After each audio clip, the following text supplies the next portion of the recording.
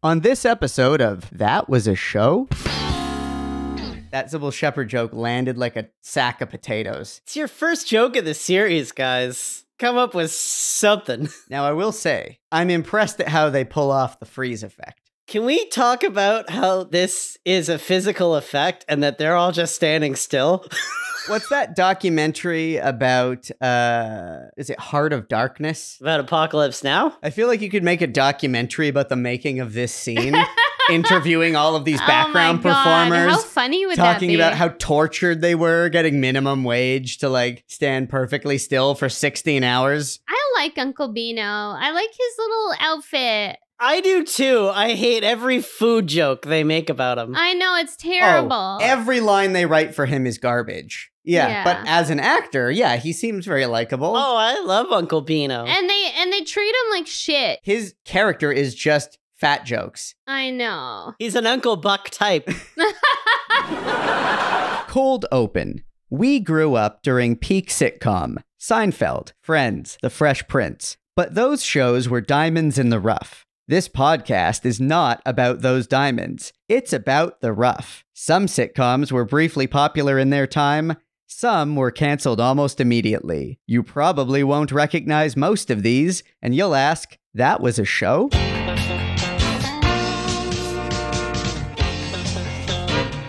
That was a show? The podcast about failed or forgotten sitcoms from the 80s and 90s, starring Brynn Byrne, Aaron Yeger, and Andrew Helmer as Barry. A Radio Gizmo production.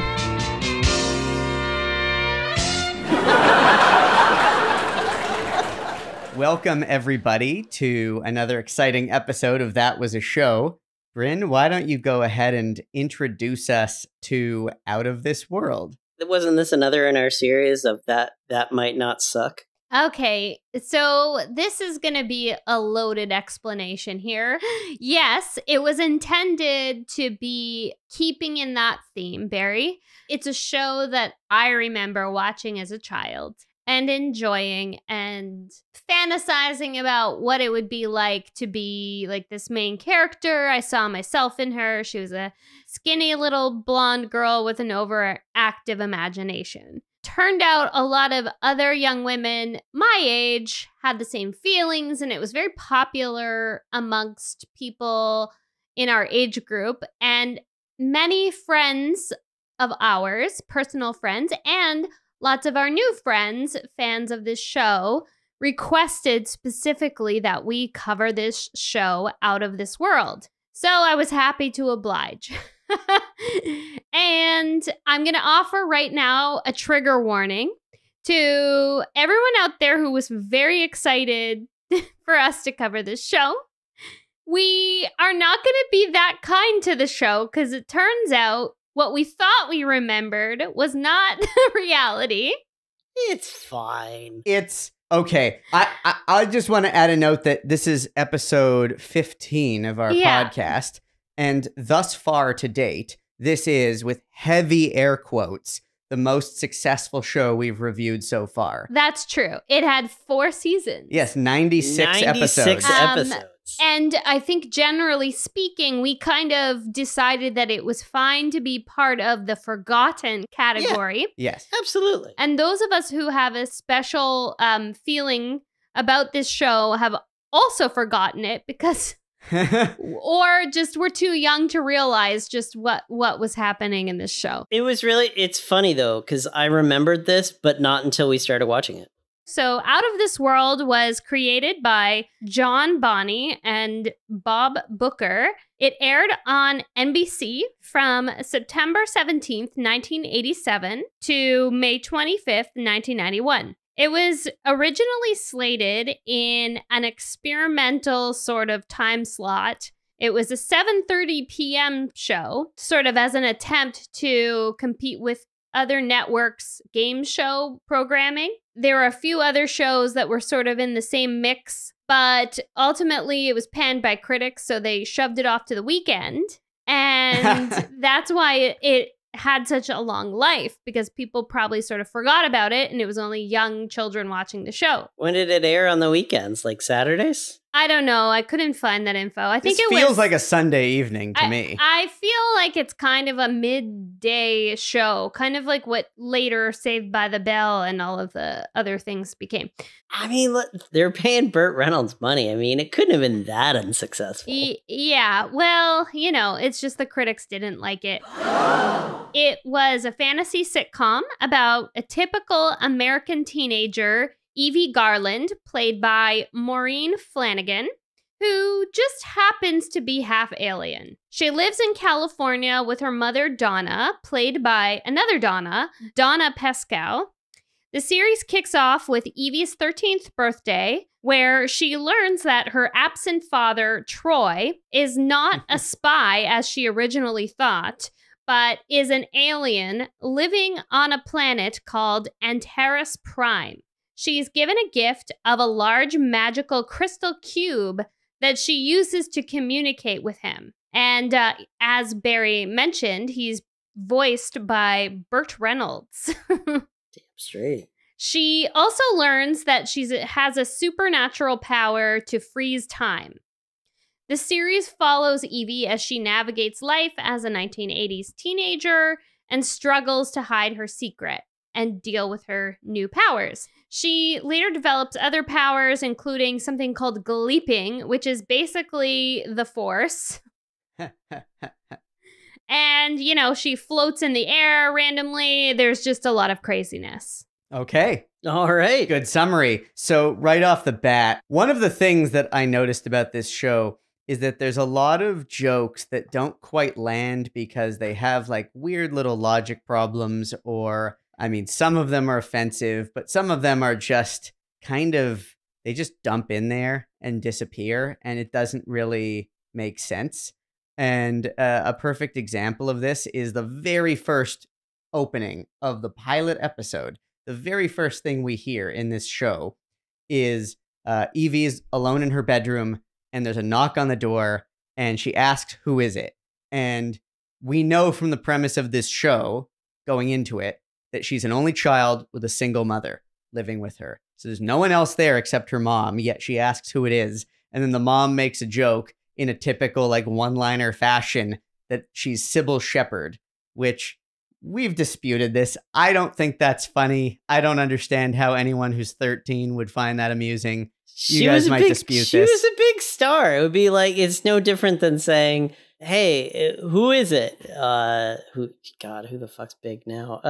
It's... Who the fuck's big now? That's funny. Demi Lovato. Not that big, but you know, like it's Jennifer, celebrity. It's Jennifer Aniston. Yeah, you know, sure. like it's, but that's how big she was. But there's a live studio audience, or at least the perception of one, with a laugh track, and there's no laugh after that joke. It just hangs there in the air and goes away. I think what's great is that Brynn and I kind of look at this, and like, I don't think I've ever seen Aaron take exception to a joke as hard as he took exception to this Sybil Shepherd joke. You were really offended by that. He's got I feel like that's going to keep 7 pages of notes. It's not that I'm offended by it. It's just I feel like who the fuck do they think they are? I just feel like if it's gonna keep him up tonight. If it's the first, I'm gonna hear him muttering to himself.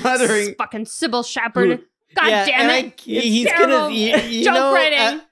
You guys living together, at some point, somebody's gonna knock on the door, and the other one's gonna say, "Who's there?" And it's gonna be Sybil Shepherd. You have to make that joke to me, but like not soon. Bide your time. Of course, I'm not going to do it right away. Like 6 months from now. That's a real 10th anniversary joke. I just feel like that's such a draft one joke. I mean, this whole show was a draft one. Like, let's be honest. I agree with that. And It's a placeholder. It's a problem we see so often on the show. Goes here. Yeah. Where you're just like, this is your first joke of the fucking show. Yeah. You had literally so long to get something funnier than this. This is your best foot forward. And you kept saying, we'll change it later. And then you shot it and you were like, oh, well. I just feel like it's a situation where they're like, it's not real prime time.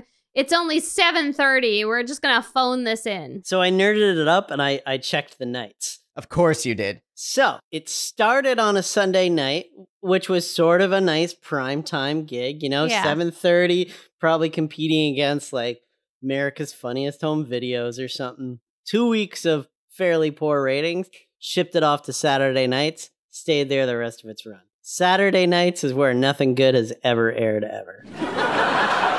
Just explain the overall feeling I'm having right now. It is really disappointing. The show is kind of cute for all the reasons that I remember it being cute. The mother-daughter relationship is nice, and Evie is very precocious, and there's some kind of fun little bits with her friends. And obviously the supernatural elements are a unique twist that any young kid watching would think is interesting. The problem is it's such a bummer just how mean-spirited so much of it is. Yeah. And it has nothing to do with Evie. It has everything to do with all the adults in her orbit. And Evie says some kind of shitty lines too, but it's not what this innocent young girl would be saying. It's what the adults are around her are feeding her. It's, there is some really blatant racism in this show. It's a real disappointment. Man, like, how did nobody take well, maybe people did take issue with it, but they were just like, not. There's a lot of collar tugging type of lines. Yeah. I would say the biggest bummer about all of it is, and this is from watching a lot of these, is that I can safely say that with these 3 episodes, there was not a single joke that at the time would have been, at least by a network, considered offensive. Yeah. Which is what is the biggest bummer, because you're like, and you're like, no, we'll pass through censors, no problem. Yeah, exactly. And there were a lot of offensive one-liners, specifically targeting Mexican and Latin American people. There's a joke that might have been anti-Semitic. It's a little hard to tell depending on the context, but the fact that I even think it might be in a sitcom that's clearly a family show for kids, there's some problematic jokes, which is disappointing. The Japanese businessman as well. Oh, God, doesn't a sitcom love a good Japanese businessman joke? And we've talked about this in past episodes. This show started in 1987. Mm-hmm. Was it like impossible to make a show in 1987 and not have scenes making fun of Japanese people? No. Was there something about that year that just, it was like... I just think... it was in the books. Yeah. It was in the books. You just had to do it. If you really look at this show as an overall thing, it just does kind of smack of that sort of waspy Republican California mindset, right? Because clearly... Which is where the show is set, there's references to them being Republicans, right? So it's all aligned with that worldview, right? And it's really weird. Yeah, it's really weird because it definitely seems to have that mind view, right? Yeah, absolutely. And they definitely position this family as being like a very affluent, upper middle class family, politically connected. They live in this fancy seaside villa on the California coast. But it's weird because, like, where's that money coming from? Like, he's on Antares Prime. Like, the dad is like not contributing financially, and I know that Donna is kind of a titan of industry, and she has a lot of different careers and is a very good breadwinner. But the level of the lifestyle in the pilot, she's the deputy mayor. And I think she just goes on to be the deputy. Wait a second. In the pilot, mayor. She's the deputy mayor?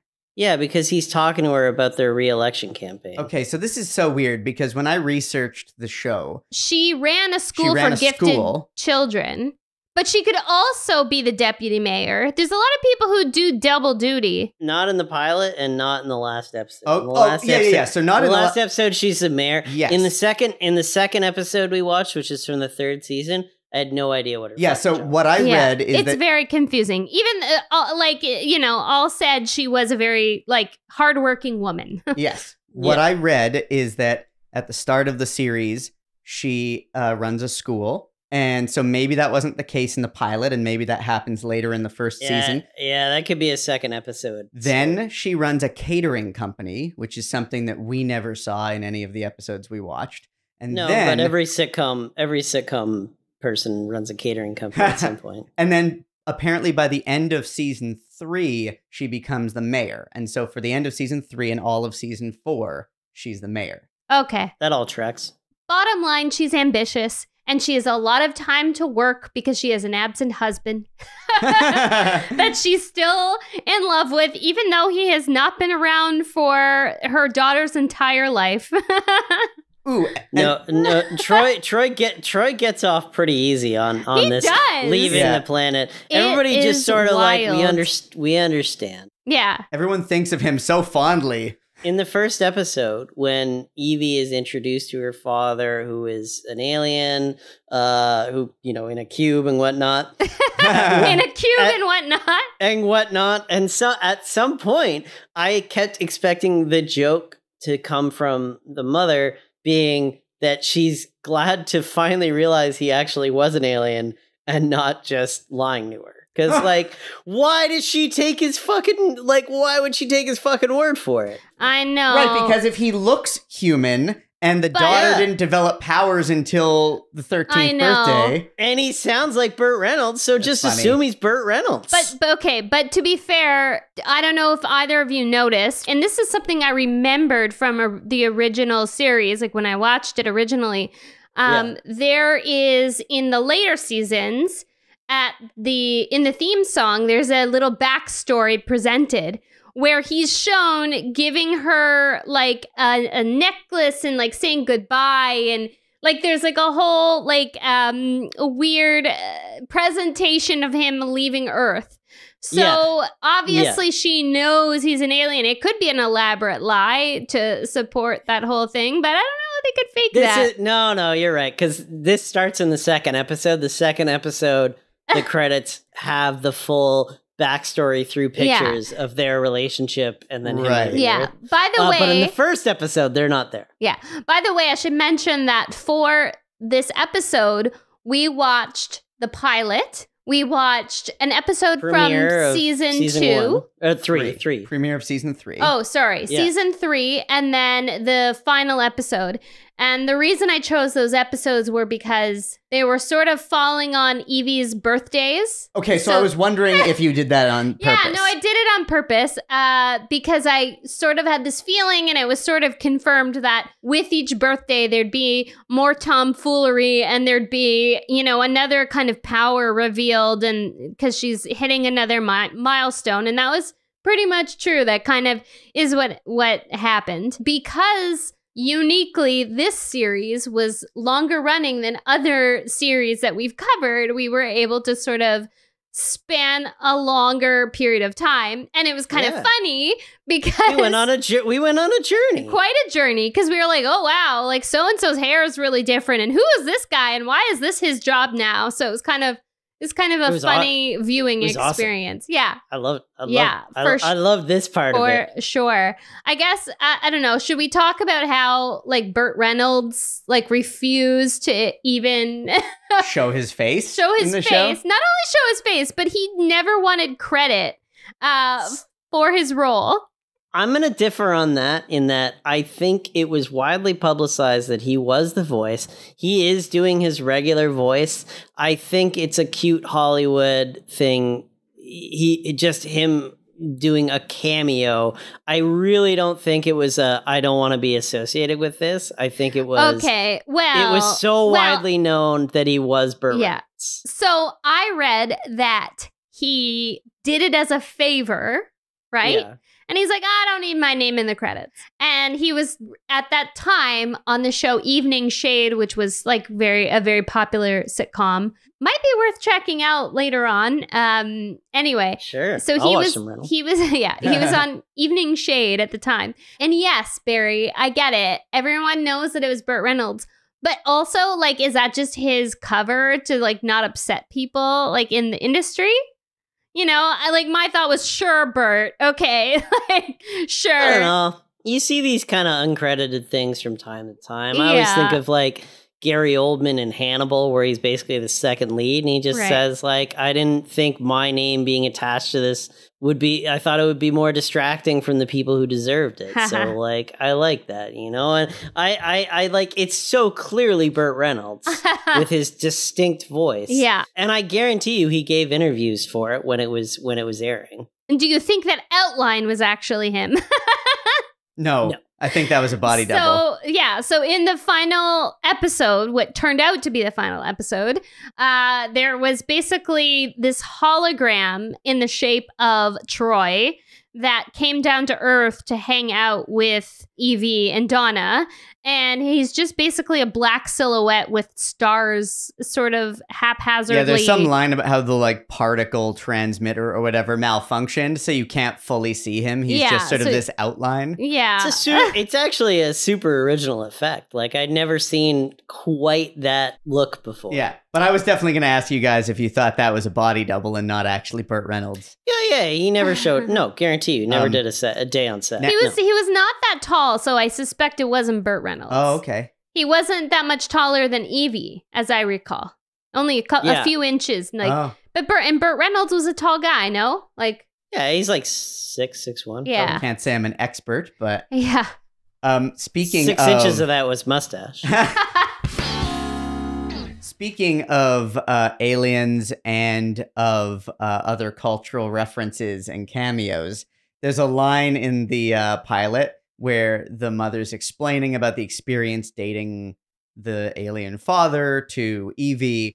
She says, do you think we could have done all of that, like talking about going to the movies and going on dates and stuff? Do you think we could have done all of that if he looked like Alf? And I just couldn't help but think, like, wow, just another demonstration of the massive cultural impact of Alf. Yeah, but just how hot aliens were back then. Because there's an E.T. reference as well. Like, aliens were the thing. Late 80s, aliens were big. All of the 80s. Clearly, it was like a late 70s the 70s, 80s were science fiction. Yeah, it was like everyone was obsessed with aliens back then. It was very funny. Absolutely. Now, I'd like to also introduce one of the other major recurring characters in the show, Uncle Beano. Oh, I love Uncle Beano. Uncle Beano. I wish he was my uncle. I know, right? On one level, he seems like a lovely, likable character, and the actor who plays him seems great. But hungry fella. Yeah, the character is just one nonstop fat joke. Yeah, it's really sad. It really makes me sad. You can start groaning like 30 seconds ahead of every line. Sometimes that he says, but usually that people say at him, because you're like, oh, here it comes. Gonna make fun of this guy for his weight, aren't you? And to be clear, it's not once per episode. It is every single conversation involving Beano involves a joke about him eating or about his size. I mean, sometimes they don't have time for it in dialogue, so it's just visual humor. Like, just eating a lollipop. He's just eating an ice cream sandwich, or like a dilly bar. I don't know what you would call that outside of Canada. What do you call a dilly bar outside of Canada? An ice cream pop. Yeah. And you're just like, oh, okay. So you guys didn't have time to directly make fun of his weight, but you wanted to make sure that he was just a ravenous Yeah, I mean, even man. the name Beano, I took to be a reference to the like digestive supplement. I don't know if that's definitely the reason, but yeah. If it wasn't, it wasn't an accident. Yeah. Yeah. I mean, I'm going to just choose to recognize him as a wonderful ally to both Evie and Donna, because in one of the earliest scenes, when Troy finally makes an appearance in voice only, you know, he says something like, oh, tell your mother I love her very much. And then Beano pipes in, oh, why don't you get down here and tell her yourself? Like, clearly he was sick of this absenteeism. Sick of this guy's shit. So it's like, Well, it's his sister, you know? He's Yeah. like, fuck this. Exactly. It just shows that he is a very caring brother and uncle. And, the first introduction to him, you see him dancing with Evie, and it's really cute. He's in his little 3-piece suit with a blazer and a sweater vest, and he even has a freaking pocket square. He got all gussied up for his 13-year-old niece's birthday, and I just thought it was very sweet. And bow tie, 12 o'clock. Yeah, for sure. So it's like, it's just part of the many things that are disappointing about this show is just how they treated this like sweet and like lovable character. Yeah. One of my notes written here from the season 3 episode is where I say, obviously they're sticking with the fat jokes for Beano, because it's like, here we are now dozens of episodes later, and that trend has not abated even slightly. Yeah. We are 40 something episodes in at that point. Yeah. And it's disappointing. But I will say there is something I will say is that I appreciated the relationships that Evie has with these adults in her life. Her mom, Beano, for some reason, the mayor who just hangs out at their house. They all have a very positive influence on her, and they are, like you said, allies to her, and that's a sweet thing to see. They have no ulterior motives as far as the show ever paints. Like they just care about the family, and they're just there, right? They do seem to just legitimately care about her, and because her dad's a deadbeat. Because her dad's a deadbeat, and they say sometimes it takes a village to raise somebody, and I think they really approach that with this show. Yeah, and like the mayor, I love the mayor. Like he's a lovely little gentleman. Not to be confused with Donna, who later becomes a mayor herself. What's the character's name? Is it Butt? No, it's not. Did you say Butt? Buzz? But Buzz is... No, Buzz is her friend. Is a different guy, yeah. Yeah, and I will say, as an only child myself, I did appreciate the only child representation in this show. Say, you got your representation. Which is extraordinarily rare in family sitcoms. Yeah. I don't remember a single show that I ever watched growing up where someone was an only child. And the way they present it as her having these kinds of dialogues with the adults in her life, and in a sense being a little bit, I don't know, how would you describe it? Like the way that she has these mature interactions with these adults. Yeah. She's definitely... that tracks. That is... Yeah, she's very precocious. She's prematurely aged, you know? And that is truly a thing with myself, and I have other friends who are only children, and that is a thing. I do find like the amount of only children that you happen to know, it's very interesting. Like you all come across as like just very mature and confident people. I mean, your sense of humor is immature, but but like what I was going to say is like, it's true. It was refreshing to see an only child, but did you notice how the only way that she could have been an only child is because dad was gone? Like they had to have an extreme reason. Yeah. To present an only child. The circumstances are unfortunate. Yeah. Yeah. Well, that definitely stopped studio notes from happening, and that they couldn't have been like, why didn't you add a little sister? We need another kid. Yeah. And you could have easily done it, and you could have invited some conflict in by having her have a little sister that was, if the mom remarried and had an earthborn child, you could have easily done that. But I think that they also, for how much interest in a story they were interested in telling, I think they also wanted to tell a story about a single mother as well, and that was cool. And she is quite aspirational as a single mother. Like she does, except for it is obviously a problem that she's pining away for someone who it's a very complicated situation, and you do want to see her move on with her life. But, she does just like kind of take care of business. She works very hard. She's a great parent, and her career is firing on all cylinders. Yeah. She just needs to kick this deadbeat out of her life. Yeah. Well, I mean, I think if you think of it another way, from a writer's standpoint in the late 80s, you're coming from folks who had as they were growing up, they would have had fathers away at war, right? Mm-hmm. In the mid 40s and so you're kind of coming at it in a way that like these 40-year-old writers are writing about their own childhoods. The father's away overseas and the mom's just doing fine on her own, and that's it. That's not a big thing. Like, as far as the show was concerned, her dating never seemed to really be a thing. Like, she was just like, no, I'm married to this guy, he'll come back someday. Right?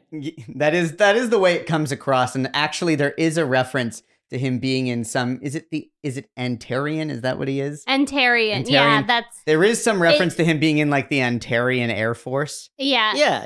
He's fighting a war over like in outer space or something. Yeah. It's weird. The planet is called Antares Prime.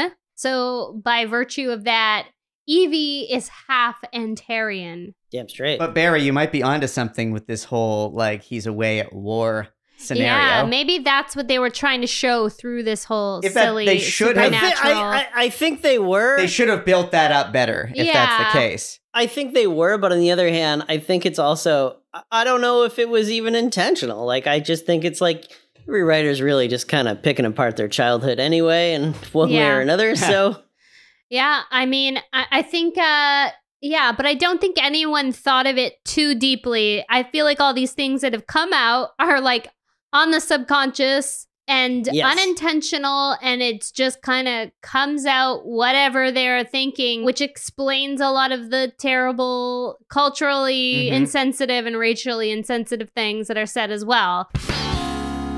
In the season 3 first episode, there's a scene where we find out that it's her like sweet 16. She's turning 16 years old and she gets granted a power. So her dad presents... Man, there was a lot in this. Just thank God it was a girl. Right? Yeah. Yeah. You were like, yeah, I guess you could trust a teenage girl with you give any of these powers to a 16-year-old boy and eventually lawyers will get involved. Well, she was pulling some questionable consent shit. She was. So anyway, dad... Explain what the power is. Yeah, let me explain the context. So dad says to her, the alien father says to her, when you're turning 16, you get to pick one of these powers that you'll get to have. He gives her a list of the top 10 powers, and she's allowed to basically audition as many of these powers as she wants for that day. And by midnight, she has to pick which one she wants. And we also then had to sit through a very tired David Letterman. That is what it is. So, parody. And some of this dialogue and some of these powers are so ridiculous for her. Okay, so one of the powers is that you can see through walls. And her line in response to that is that that'll come in handy going on blind dates. How many blind dates is a 15-year-old going on? Yeah, it's true. That's such an adult joke. I don't know. It's the 80s. I'm not really comfortable talking about dating apps back then. Sure, okay. I mean, I feel like there was a lot of blind dating on the shows we watched growing up. But that's true. That's a trope. I'll add that to the trope Blind dating count. is definitely a trope for the time. But if you're in high school, are you going on blind dates? I don't know. Anyway, moving on. One of the other follow-up powers is a free facelift. And the fact that that's even present, it's like, okay, come on. She's 16. Anyway, but most of these powers are typical powers that you would hear that like a superhero might have, like the ability to levitate, the ability to turn time back in reverse and go back in time, the ability to read people's thoughts or to see through walls, all of these powers. So it's a really like, the scene is tired before it even begins. But I want to ask each of you, which power would you choose? Yeah, but you forgot the most fucked up one, which was the power to make anybody obey whatever you want. Yeah, that's where I thought you were going with all this. The obey. I forgot about that. That was some real consent shit. I was obey. She extorted the mayor for hundreds of dollars. I guess I was so disturbed by the obey power that I blocked that one out. Yeah, you blocked it out, obviously. So that's a good. I thought the same thing. What superpower would you get? Yeah, which superpower would each of us choose? I mean, I'm going to keep it simple. I'm going to say freezing time. No. She can already freeze time. The power is to be able to turn back time. Yeah, but I mean, you can choose that. I mean, I'm gonna just choose it. I don't give a shit. I think that's I think that's why I liked the show and why so many other people liked the show. They loved the idea, and I guess sorry once again to everyone out there who hasn't seen the show. I didn't exactly explain how she freezes time. She freezes time by putting her fingers together, like touching her fingertips together, okay? And that is what's revealed right out of the gate, in the first episode. And that's kind of what kicks off this whole thing. And what everyone remembers most is Evie freezing time. I feel like we've gotten pretty far into a conversation about this show without even mentioning the fact that that is one of the central... she freezes time. Yeah. I mentioned that she had powers, but I don't think I would also like to point out that everybody out there listening, that fucking Zach Morris stole this from her. Oh, yeah. Zach Morris's timeout is stolen from her. Okay. Yeah. All right. So what power would you choose, Aaron? But yes, we should explain that in the pilot, she discovers she's an alien because when she's compelled to touch her fingers together, everyone in the room freezes, and she realizes she can freeze time. And then there's a huge plot point where they don't know how to unfreeze people, and they make a huge meal out of it. And the poor extras were, oh my God, like stuck frozen. Yeah, it's a practical effect. It's not a visual effect. It's like 20 people standing still. Torture. They have to stand still in their position and hold it for probably like hours. They chose to do this in a party scene. There were so many people there. So everybody out there who's got, and I'm sure we have some nerds out there. Everybody who, is out there knows it's a special effect. You shoot them in front of a green screen and then you freeze everybody behind them. Not a big deal. You try not to get them to move around too much, but no. They didn't go that way. Yeah, they just had every actor stand really still, and then they used every conceivable wide shot they could, so that there's not a single actor in there who could ever get one goddamn second of break. Yeah, and they had the main characters basically doing laps around the room. There was one part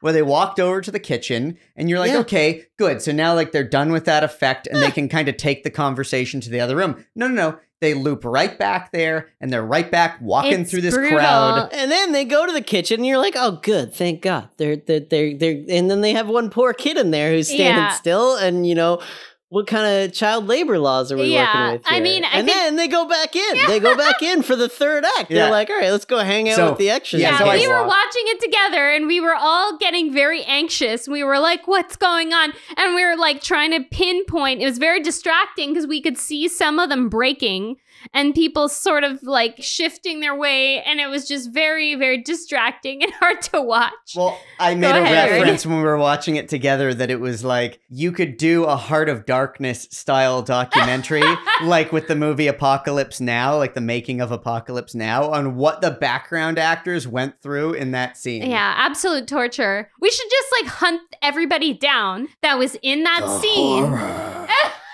No, because I feel like if we hunted them down, like there would be like some form of like The Ring thing where they all died 13 weeks within filming that scene. Yeah. Aw. Okay, so we're now off track. So what power, Aaron? Okay. What power? So on listing, some of the powers were obviously completely irrelevant and stupid, like getting a free facelift, and then most of the powers, I think, even the most well-intentioned person would definitely abuse it. So the one power I would take, which I reason I probably wouldn't abuse, might actually be able to use altruistically, or at least just for fun, would be levitating. Oh, yeah. 100%. And funny little thing, I don't think I've ever mentioned this to you. When I was young, I had a recurring dream where I could levitate. I must have had a dream where I could levitate hundreds of times. Wow. You wanted to be like, who levitates? Is it Chris Angel or is it the other guy? Or is it David Blaine? Well, one of them two. The real answer is neither of them, but I'm not I'm not sure which one was known for it. Okay, so Barry, what power are you? All right, so there was stopping time, reading people's minds. That's a hard no. I could too never. much anxiety for that. I don't want to hear what a single person thinks about. You could me. never have a healthy relationship with another human being. No, you couldn't. You couldn't. Oh, and actually, on that topic, we could talk about how creepy it was in that party scene where poor Evie. Yeah. Poor Evie applies that power, like she auditions that power, if you will, and it's a train of like middle-aged men all not gawking at her, but like another random blonde party guest who's there who seems to have no relationship to anyone and is just a random 20-something leggy blonde in a gold lame dress. I'm just going to call it and say that it was weird enough because I was like, oh man, don't cast a blonde because then I'm just thinking she's an Evie facsimile. Yeah. So I'm like, you got to cast a brunette in that role that they're all lusting after because my brain was just like, oh no, they're all... But everybody was blonde. Didn't you notice that? It was so many blonde teenagers. Donna's not. Yeah, the blonde like teenager. Everyone under the age of 30 was blonde. True, like it was a very weird, like, I don't know. They're like, oh, it's California. But it's like, not everybody is blonde in California. Like, fuck off with that. But it was like a lot of like 80s, like stereotypical 80s hair that was very hairsprayed and feathered and all blonde. Yeah, and that's another weird thing about this show is that there's a very large number of random nameless transient characters that are like not quite background because there are jokes specifically based around their presence and like they do serve plot points, but just all the random bumbling firefighters and police officers big cast. Yeah. And in the 3 episodes we watched, there was like 4 main characters in the credits that we never really got to see except for like in the background of scenes. So you're like, oh, I guess this is a character that we didn't really get to see. And what's the deal with Buzz? Buzz is her friend. Her name Buzz. No, I researched it and Buzz works for, so another thing that we should mention about Beano is that Beano runs a dieting company. And part of the joke is that obviously as a funny juxtaposition, it's clearly not a successful diet plan because it's not working on him, but he sells like some dieting solution, which is a very 80s California thing. And that's, like everyone's heard that joke, but he runs some sort of diet company and he's always pitching some new radical diet idea. And Buzz is his like assistant or works for him. Yeah, but he's probably Evie's friend. I mean, they're just trying to look for ways to get the cast members together with other cast members. Yeah, but it was. I look so weird. I watch way too many shows to know that like if you've got a regular, you're gonna give him a job with one of the other regulars, so then you can have him have plot lines with somebody else. Powers. So okay. Yes, your power. All right, so was turning invisible one? Yes. I don't think I want that. Just pick a goddamn power. Hey, man, I've spent 10 seconds on this. We keep getting interrupted. I kind of like I go with the reverse time one. Reverse time would be cool. Like, I don't think I want to stop time. That's kind of freaky for me, but I wouldn't mind getting some do-overs. Okay, fair. So the idea of stopping time appeals to me because sometimes I get overwhelmed in life and it just allows me to like take a breath, think of my response to something. It's just like a moment to calm down and it's a moment to like center yourself and like sort of figure out. Do you think the creators of this show philosophically pondered the meaning of being able to stop time on this deep of a level? Absolutely not. No one thought deeply about this at all. They're like, aliens, a girl? Okay, let's do it. Like, so I've been, we can cut all this out, but it's just kind of interesting because we're talking about it. I've been rewatching Futurama, and the last episode of the show, basically Fry and Leela get stuck in exactly this scenario where the rest of the world is frozen and they're the only ones allowed to move around. And like, at first it's really tranquil and they get their thoughts to themselves, but then they're like, they can't interact with people. So then it just becomes about the whole episode is their relationship over like, I think 60 years, and they get old together and stuff like that, but they don't ever get to interact with somebody else. And I just remember always thinking like, oh yeah, it would be hell. Like you'd be stuck.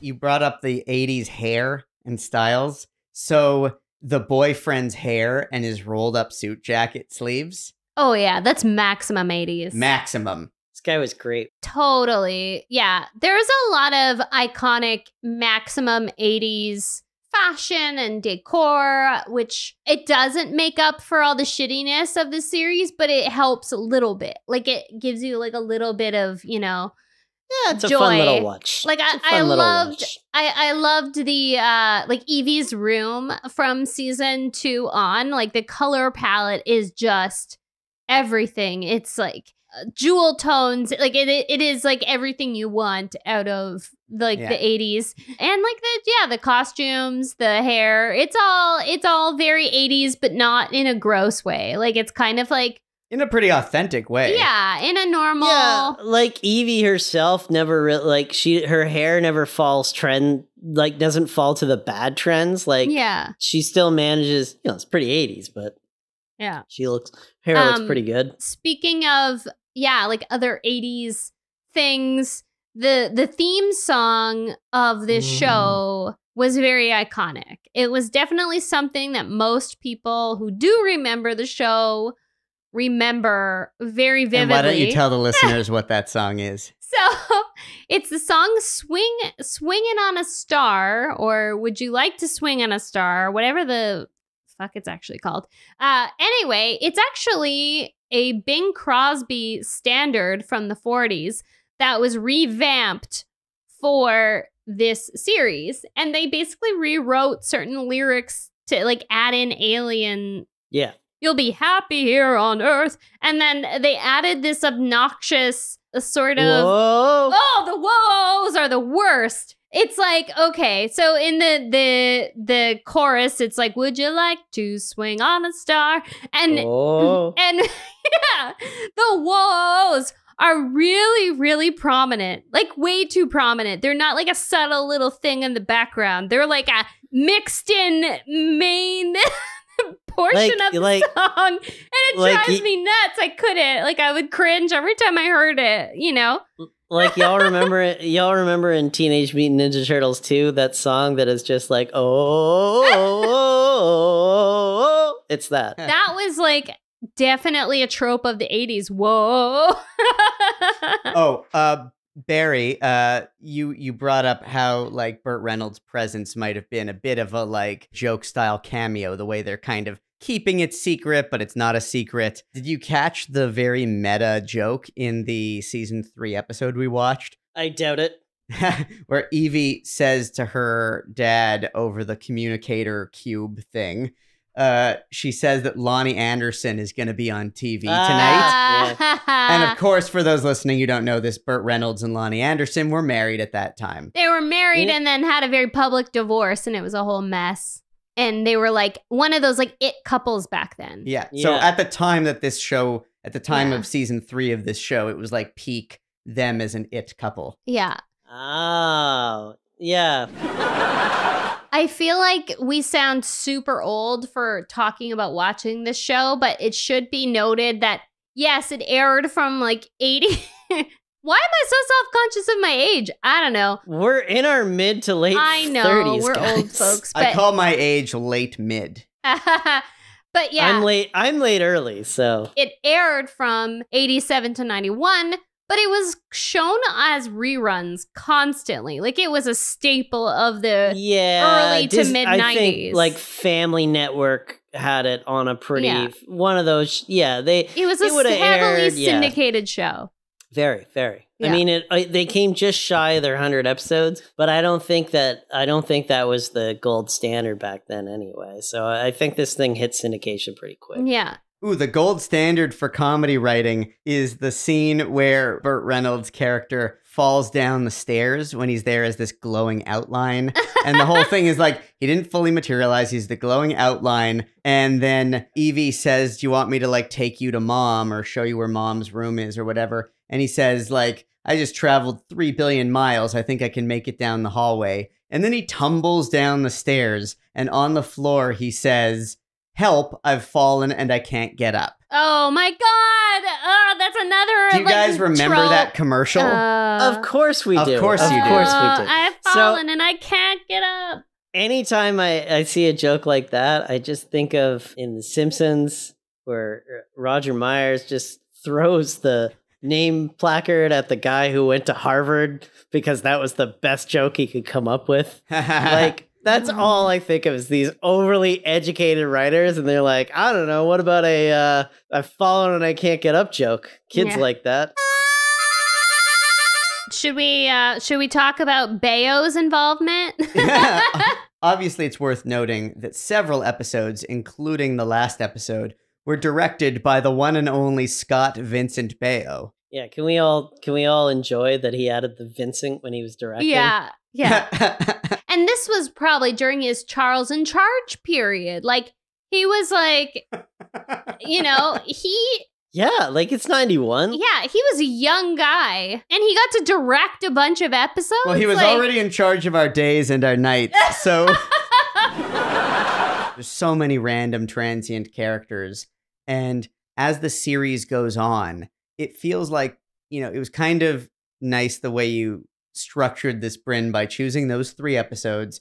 So we see the first episode. You're welcome. We see the beginning of season 3, which is like around the middle. Then we see the last episode of season 4. So it's a nice like grab bag sampling. Mm-hmm. But I would have expected that the show would feel more grounded and developed. It would feel like it has come into its own, like by the beginning of season 3 and even more so by the end of season 4. The dynamic between the characters would be really solid, but like this trend of these random transient characters just kept going on, and it's almost as if it got worse. Well, I mean, we didn't see the other episodes. No, we didn't see all. Yeah, it's true. But it kind of feels, it has that too many cooks feeling. Yeah.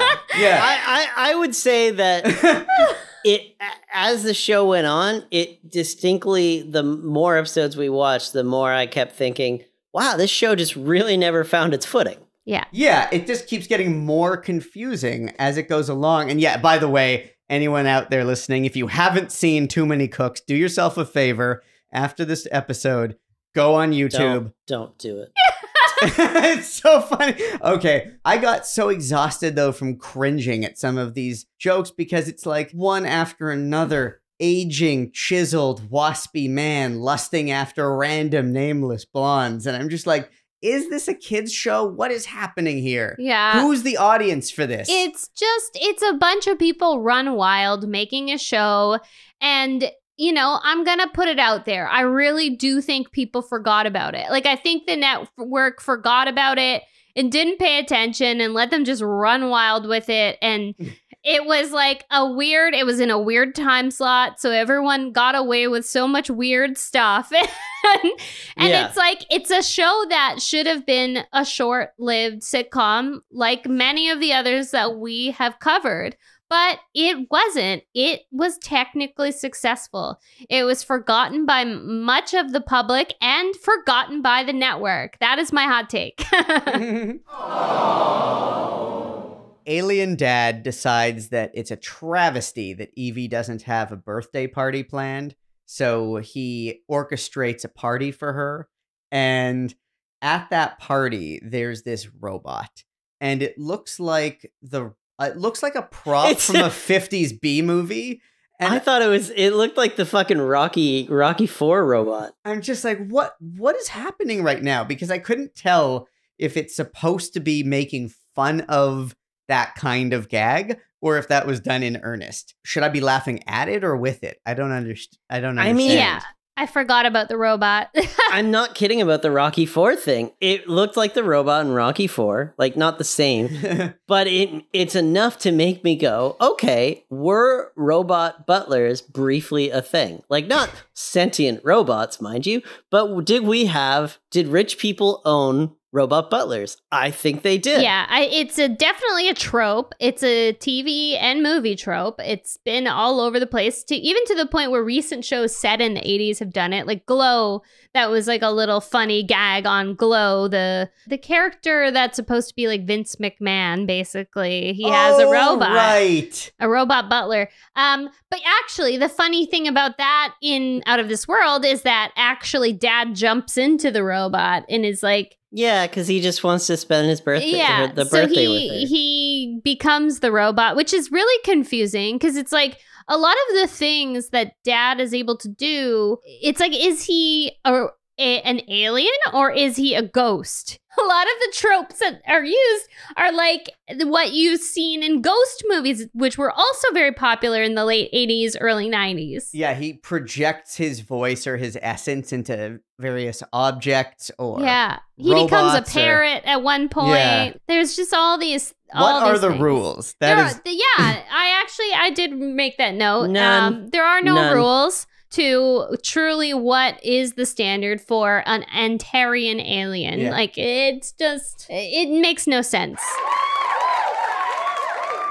We might dispute the meaning of how this came about. The last episode that was made ends on a like really abrupt ending where there's this interplanetary transporter. This is how the dad was able to finally visit Evie for the first time. In outline form. But it's been 24 hours or whatever, and he has to get back. So there's this weird transporter unit thing, which you pointed out, Brynn, is like Urkel's. Yeah, it reminds me of Urkel's like cool machine that he has later in the series of Family Stefan Matters. Urkel. Yeah. And it also looks like one of those old-timey document tubes. Like pneumatic tubes. Yeah. A people-sized pneumatic tube. Yeah. So the transporter's there. Dad leaves the room. Mom comes in looking for him. She steps inside this thing. You're like, what did she think was going to happen? For no reason. Like, she steps inside it. The door shuts and locks on her, and she gets transported away to this alien world. Dad comes in, and it's basically like he realizes she's gone. Evie realizes she's gone. Cut to credits. Yeah, they definitely got canned after that. Yeah, so, it must have been. Brynn and I watched this and we thought this is how they have the ending of this series. We were so confused. We were both like very offended and shocked by that ending. I mean, it's adorable that you think that like shows just don't get canceled unceremoniously. Nobody wants to go 4 seasons. It's not that we don't think that. It's just that we didn't have much faith in this show, and we thought it was possible that they wrote it this way. But I will also say in my defense, if you look at the established style that we saw, certainly in the pilot, I thought that even if it was intended as a cliffhanger, there would have been a denouement. It's like once you realize that the mom has been transported off to this planet and the dad is stuck there, they don't even have one more line of dialogue of like, what are we going to do now? How is she going to come back? Like there's no follow-up. It's a smash cut. It's a smash cut. They ran out of footage. Yeah. There was no more film in the I mean, I feel like that could have been put together even nicer, and there could have been like a sloppy little like a title sequence that they didn't even go in for close-ups. It was a master shot only. That they definitely got canned after it aired. Yeah, because otherwise they could have ended it with the classic Quantum Leap ending, which is just a title card on the screen that is just like, by the way, he never got home. After watching it, I was like, why didn't they just end it with, okay, sure, she went to Antares Prime, and he goes back after her, and the parents are reunited. It's a whole happy thing. And then Evie, not that we want her to be orphaned, but also it's like that whole theme of, okay, she's an adult now, and she's like come really far, and she's like kind of learned to, handle her powers and take care of herself. And now it's like the next phase of her life. Yeah, or something. I mean, I feel like if they had the time to do it, I imagine that would have been a good ending. But do you think it was like a network executive suddenly like lucid enough to be like, that fucking show is still on? Yeah, like he remembered. Yeah, He definitely remembered. We're not paying for this anymore. And he went and he pulled out a giant plug. Plug. But then somebody was like, "What is that?" And he's like, "It's the plug. I pulled the plug." And they're like, "Well, what do you? That doesn't do anything." It's like, just cancel. Yeah. It felt like after 96 episodes, people labored over making this series, and then it just felt like such a lazy ending where the plot just sort of trips and falls into a climax, and then without Aaron, you didn't grow up watching genre television that just got canceled all the time. No, I didn't. It must be that, because Aaron and I we don't love, like, Aaron and I are not fantasy genre people, so maybe we're not used to that. We're used to like this things is just this is how shows end, guys. Right? No, it ends with. But okay, but I look at the gold standard for that. You know, like a show that gets canceled before its time that ends up kind of tidying it up and like doing it well is like Freaks and Geeks, right? It ended before it was intended to, but there was like it worked. Well, like, I think what Barry is positing is they didn't know this was going to be the ending. Yeah, a lot of people will end their first season in a way that tells a complete story. Yeah. But the longer you go, the more you start introducing, other things, and then on a genre show, you almost always end a season on a cliffhanger. Yeah. You just do. You always do. And then, this was my life growing up. But they got 96 episodes. Some studio head was like out, and the next guy came in and like looked at the schedule and was like, "The fuck is this?" And they're like, "Well, it's pretty cheap to produce." And they're like, "You know what else is cheap to produce? What? Anything else?" So, Brynn, do you want to tell us about 6 Degrees of Friends for Out of This World? Yeah, sure. Why not? Out of This World is separated from Friends by 3 degrees. Sweet. So basically it goes like this. Donna Pascow, who plays Donna Garland on Out of This World, later on co-starred in the family sitcom Even Stevens. Her co-star was Tom Virtue, who is a very successful and prolific television actor. He turned out to have 2 separate connections to the Friends stars. He had a guest starring role on Studio 60 on the Sunset Strip. Nice. So we keep seeing Studio 60 pop up left and right, which is kind of interesting, which starred Matthew Perry, who was, of course, Chandler Bing on Friends. He also, Tom Virtue, also had a reoccurring role on The Comeback, which, of course, starred Lisa Kudrow, who played... Who did Lisa Kudrow play on Friends? Phoebe Buffay. I guess I'll go ahead with the spin-off as well. So, of our cast, Maureen Flanagan, who of course was Evie. She had quite a few guest star roles and then a few reoccurring roles and ensemble roles. She had a role on a short-lived drama called Push.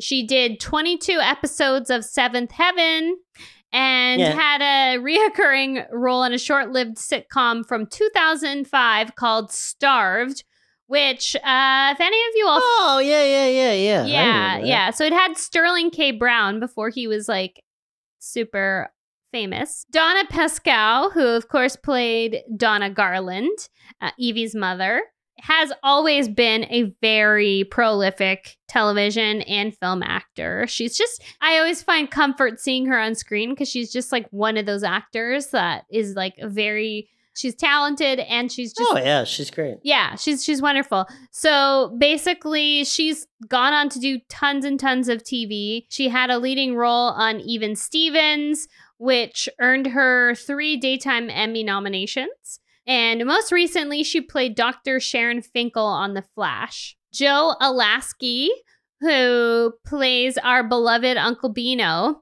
was a very successful voice actor with over 100 credits.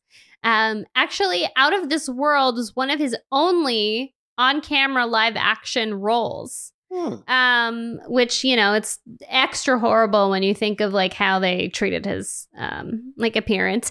And unfortunately, he passed away in 2016. So R.I.P. Uncle Beano, Joe Alasky. Burt Reynolds, he continued to be Burt Reynolds. What can we say? The creators of this show, it's interesting, Bob Booker, he retired immediately after this show. So he was like, mic drop, I'm out. And John Bonney did other series, including one that's really jumped out to me, Student Bodies. Yes, I noticed that too. Yeah. So he didn't create it, but he was like one of the writers, and Student Bodies is maybe something we have to explore. We are watching Student Bodies.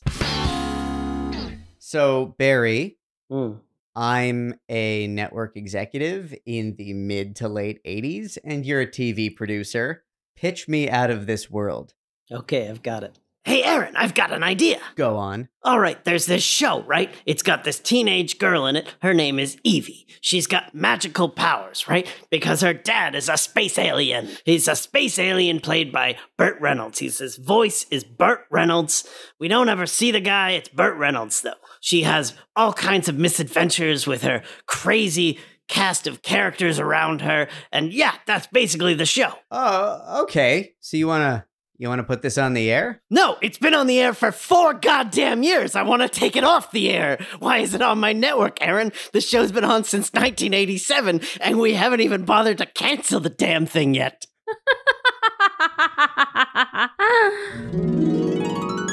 This was fun. We've had a lot of laughs, but some things are no laughing matter. What did we all learn from Out of This World? Well, what did we learn? To never meet your heroes, because they'll disappoint you. Oh boy, yeah. Well, good night. And cut to credits. That Was a Show is a production of Radio Gizmo. Subscribe on your favorite podcast platform and follow us on Instagram for info about upcoming episodes. If you enjoyed the show, tell your friends about it. Next time on That Was a Show. How would they get eggnog? How anything with this show? It makes no sense. Where could they possibly be going with this? Well, it's obviously going to be the real Santa. They're actually cutting to a Santa farming montage here. Well, he's got to help rebuild society. Do you think she's going to make a move on Santa? She might. She's pretty horny. Oh, and now Santa is definitely hopping in the sex pile. Did you guys hear that? No. He said, I killed Mrs. Claus and all the elves.